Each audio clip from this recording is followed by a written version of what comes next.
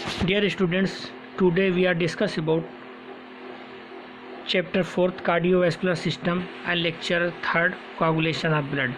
इससे पहले आपने इसमें 2 लेक्चर की स्टडी की, composition of blood, function of blood and blood group, जिसमें 3 वीडियो बनाए गए थे। चौथा वीडियो आज का है lecture 3rd coagulation of blood. काफ़ी इंपॉर्टेंट है, इसको ब्लड क्लॉटिंग के नाम से भी जानते हैं। कोआगुलेशन का मतलब ही होता है जमना, है ना, और क्लॉटिंग का मतलब ही होता है थक्का जमना ब्लड का। तो दोनों नाम से पूछा जाता है। हर बार यहाँ से क्वेश्चन एराइज हुए हैं। 2016 में अगर आप देखेंगे कोआगुलेशन ऑफ ब्लड 8 नंबर का आया है। 18 में mechanism of blood coagulation 8 number का पूछा गया है। 2019 में यहाँ से कोई क्वेश्चन नहीं आया है। और 2020 में फिर से right about coagulation of blood and blood group 8 number का पूछा गया है। तो काफ़ी इंपॉर्टेंट है ये आपके लिए। आज इसके बारे में हम लोग डिस्कस करेंगे। कोआगुलेशन ऑफ ब्लड कहिए या ब्लड क्लॉटिंग कहिए, तो इसके बारे में कुछ कॉम्पिटिटिव पॉइंट पहले देखेंगे, फिर इसकी मैकेनिज़्म देखेंगे, एक बार थ्योरेटिकल देखेंगे, फिर डायग्रामेटिक देखेंगे, ताकि सारे पॉइंट पूरा कॉन्सेप्ट क्लियर हो जाए। चलिए स्टार्ट करते हैं। When blood comes in contact with external atmosphere, बहुत ही केयरफुली सुनिएगा और देखिएगा। When blood comes in contact with external atmosphere it changes into jelly like mass. आप जानते हैं कि जैसे ब्लड इंजर्ड टिश्यूज से बाहर आता है, राइट, एटमॉस्फेयर के एक्सटर्नल एटमॉस्फेयर के कांटेक्ट में वो जमना स्टार्ट हो जाता है, जेली लाइक मास बनना स्टार्ट हो जाता है। Clear. Second point, 13 factors are suppose to take part in coagulation of blood. ऐसा माना जाता है कि 13 फैक्टर्स ब्लड कोआगुलेशन में हेल्प करते हैं। Some factors are extrinsic and others are intrinsic, जिनको 2 भाग में डिवाइड किया गया। कुछ को एक्सट्रिंसिक बोलते हैं और कुछ को इंट्रिंसिक बोलते हैं। आगे आप देखेंगे। Calcium ions are necessary for blood coagulation. Calcium ion blood coagulation के लिए काफ़ी इंपॉर्टेंट है। ये तो कोआगुलेशन ऑफ ब्लड की एक डेफिनेशन हो गई। अगर 2 नंबर में है कि ये क्या है तो इतना आप लिख देंगे। क्लियर। अब इसको और थोड़ा सा डिटेल से देखते हैं। Theories of coagulation are best and Taylor theory, इन्होंने दिया Howell's theory, Fuld and Spiro theory. इन 3 लोगों ने थ्योरी अपनी अपनी दी है कोआगुलेशन ऑफ ब्लड के लिए। क्लियर। कंपटीशन में कभी कभी आ जाता है कि कौन सी थ्योरी किसके लिए दी गई है, तो ये वहाँ से पॉइंट लिया गया है। इसमें क्या होता है, soluble protein fibrinogen of plasma changes into insoluble fibrin in presence of thrombin. एक लाइन में आपने कह दिया कि जो सॉल्युबल प्रोटीन फाइब्रिनोजन होती है ब्लड प्लाज्मा के अंदर, वो इनसॉल्युबल फॉर्म फाइब्रिन प्रोटीन में बदल जाती है with the help of thrombin. बस ये एक शब्द में आपने कह दिया। फिर आपने कहा कि thrombin is present as prothrombin in the plasma. Thrombin prothrombin के रूप में प्लाज्मा के अंदर पाया जाता है। After an injury blood platelets and injured tissues releases thromboplastin which activate prothrombin into thrombin in presence of calcium ion. आपने कहा कि जो इंजर्ड टिश्यूज होता है तो वहाँ से जो प्लेटलेट्स निकलती हैं और जो वहाँ से इंजर्ड टिश्यूज निकलते हैं वो थ्रोम्बोप्लास्टिन का सिक्रीशन करते हैं, रिलीज़ करते हैं, और थ्रोम्बोप्लास्टिन एक्टिवेट कर देता है प्रोथ्रोम्बिन को थ्रोम्बिन में, और फिर थ्रोम्बिन का एक्शन हो जाता है फाइब्रिनोजन से फाइब्रिन में कन्वर्ट कर देता है। ये सारा काम कैल्शियम की उपस्थिति में होता है। तो 2 लाइन में भी आप इसको डिफाइन कर सकते हैं। क्लियर। कुछ पॉइंट लिखा है नीचे, इंपॉर्टेंट है, कॉम्पिटिटिव पॉइंट है। Heparin and anti prothrombin present in plasma prevent coagulation of blood in the vessels. आप जानते हैं कि ब्लड वेसल्स के अंदर जो ब्लड फ्लो होता है वो कोआगुलेट नहीं होता है। क्यों नहीं होता है? क्योंकि उनके अंदर हिपायरिन और एंटी प्रोथ्रोम्बिन नाम का पदार्थ पाया जाता है, प्रोटीन पाई जाती है, जो ब्लड को कोआगुलेट होने से रोकती है ब्लड वेसल्स के अंदर। क्लियर। सोडियम और potassium oxalate can participate calcium thus preventing blood coagulation. Clear. अब हम लोग देखेंगे 13 plasma factor are involve in the blood clotting. ये 13 जो फैक्टर्स हैं इनको इसी तरह से सीक्वेंस से आपको याद करना है। कोई भी फैक्टर का अगर क्रम चेंज हो जाएगा तो फिर आपका गलत हो जाएगा, क्योंकि प्लाज्मा फैक्टर 8, प्लाज्मा फैक्टर 7 ये नाम पूछे जाते हैं अच्छे कंपटीशन में। तो क्रम आपका नहीं गड़बड़ होना चाहिए, जो जिस क्रम पे उसी वे में आपको याद करना है। First fibrinogen, second prothrombin, third thromboplastin, fourth calcium ion, fifth labile factor या pro accelerin, six accelerin, seven pro convertin या stable factor, eight thromboplastinogen, nine Christmas factor, 10 Stuart factor, 11 plasma thromboplastin, 12 Hageman's factor और 13 Laki Lorand factor LLF और fibrin stabilising factor FSF। Confuse मत होना, अलग अलग book में कहीं कहीं एक दो फैक्टर्स के नाम चेंज करके लिखे हैं। जो हमने लिखा है ये एकदम सही है और कई बुक का निचोड़ है। तो इसी सीक्वेंस में आप याद करेंगे बगैर कोई दिमाग लगाए, राइट। तो ये आपने इतना आउटलाइन देख लिया ब्लड कोआगुलेशन के बारे में। अब हम लोग पढ़ेंगे मैकेनिज्म ऑफ ब्लड कोआगुलेशन। तो इसकी मैकेनिज्म को यानी blood clotting, clotting is the process by which blood form clot, है ना। क्लॉटिंग एक ऐसी प्रोसेस होती है जिसमें ब्लड क्लॉट हो जाता है। इसको हम 3 चरण में डिवाइड कर सकते हैं, 3 स्टेजेस में डिवाइड करके पढ़ेंगे।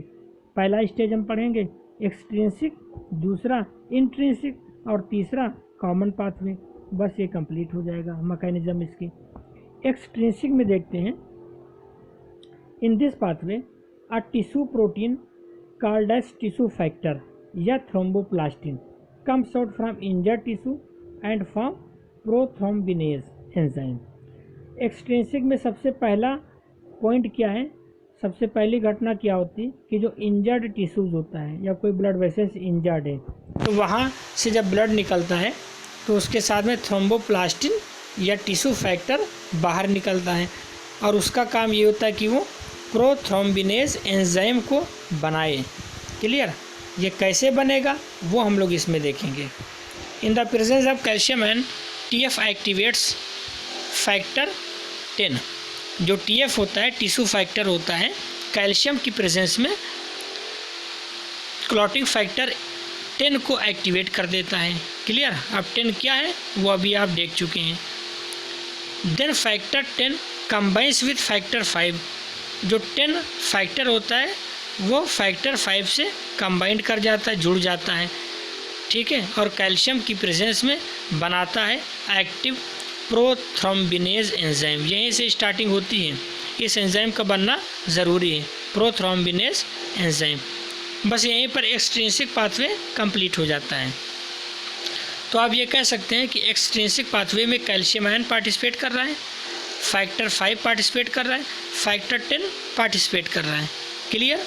और थ्रोम्बोप्लास्टिन पार्टिसिपेट कर रहा है। तो ये 4 चीज़ मिलके एक्सट्रिंसिक पाथवे बनाते हैं, जिसका रिजल्ट ये होता है कि प्रोथ्रोम्बिनेज एंजाइम बन जाता है। इसको डायग्राम से यहाँ देख लें, ये डायग्राम से देख लें आप।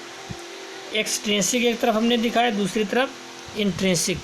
एक्सट्रिंसिक से हमने दिखाया कि इंजर्ड टिश्यूज से यानी इंजर्ड ब्लड वेसल से क्या निकलता है, थ्रोम्बोप्लास्टिन या टिश्यू फैक्टर यानी TF। क्लियर।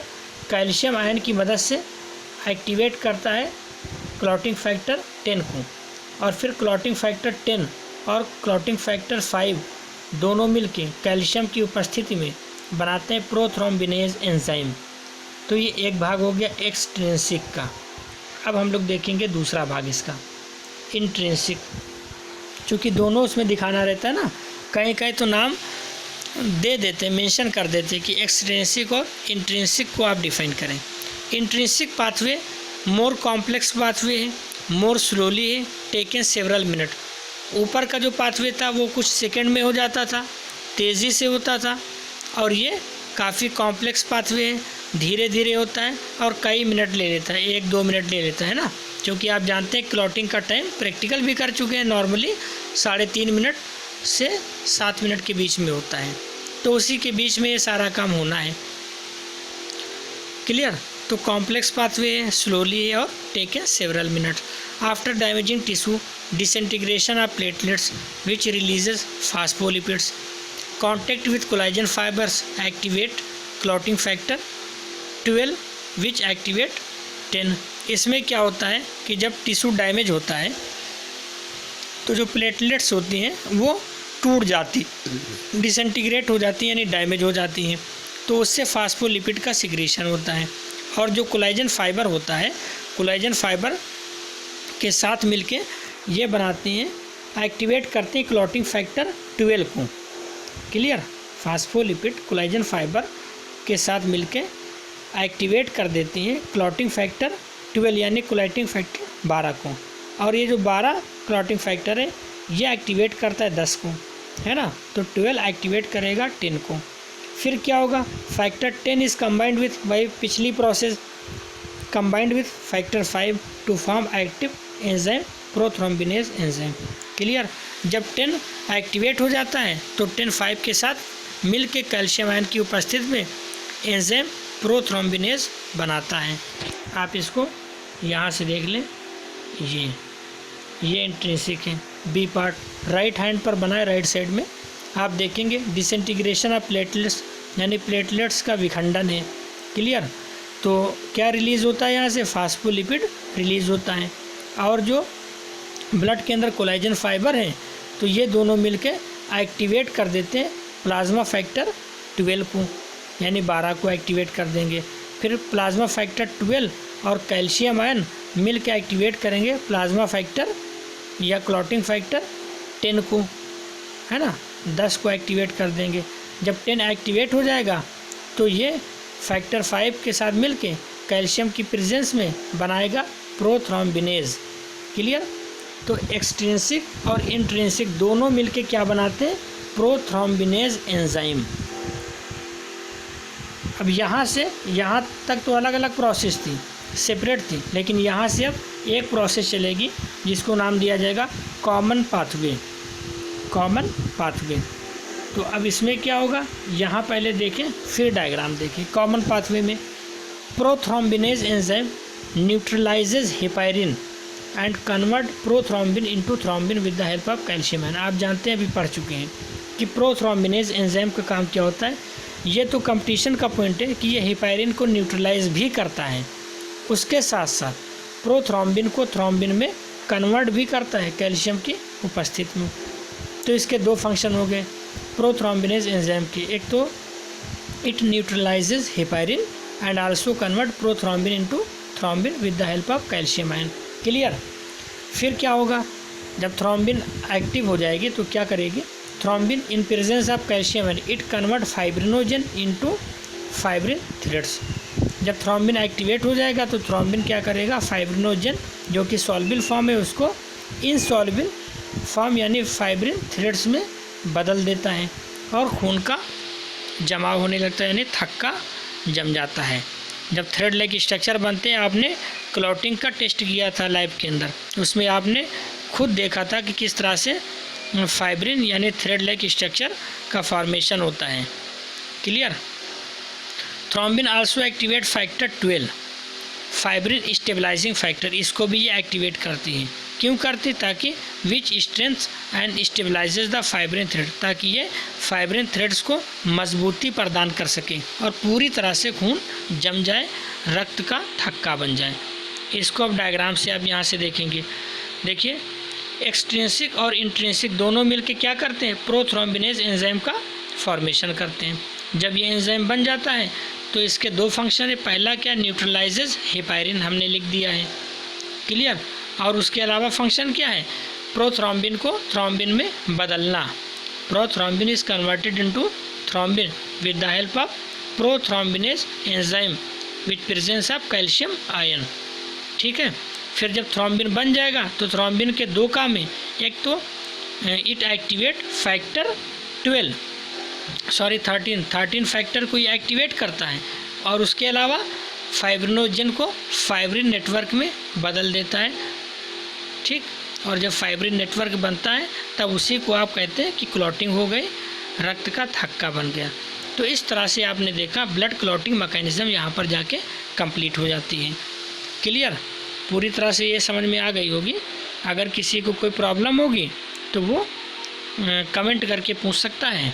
इससे संबंधित जो भी क्वेश्चंस हैं वो आपको होमवर्क सेक्शन में मिलेंगे। क्वेश्चंस को अच्छे से प्लेन पेपर पर सॉल्व करके वहीं पर अपलोड कर देंगे।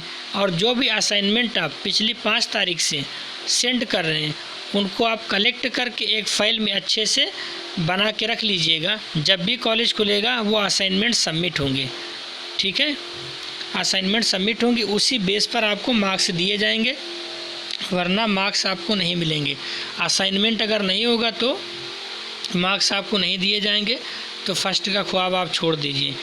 इसलिए कि BTE हो या AKTU, वो फिर देखता है ना कि आप अगर 90% नंबर ला रहे हैं तो किस बेस पर ला रहे हैं, तो कुछ ना कुछ आधार होना चाहिए। इसलिए सभी लोग अच्छे से असाइनमेंट को महफूज करके रखिएगा, जब भी कॉलेज खुलेगा उसको सबमिट करना है, राइट।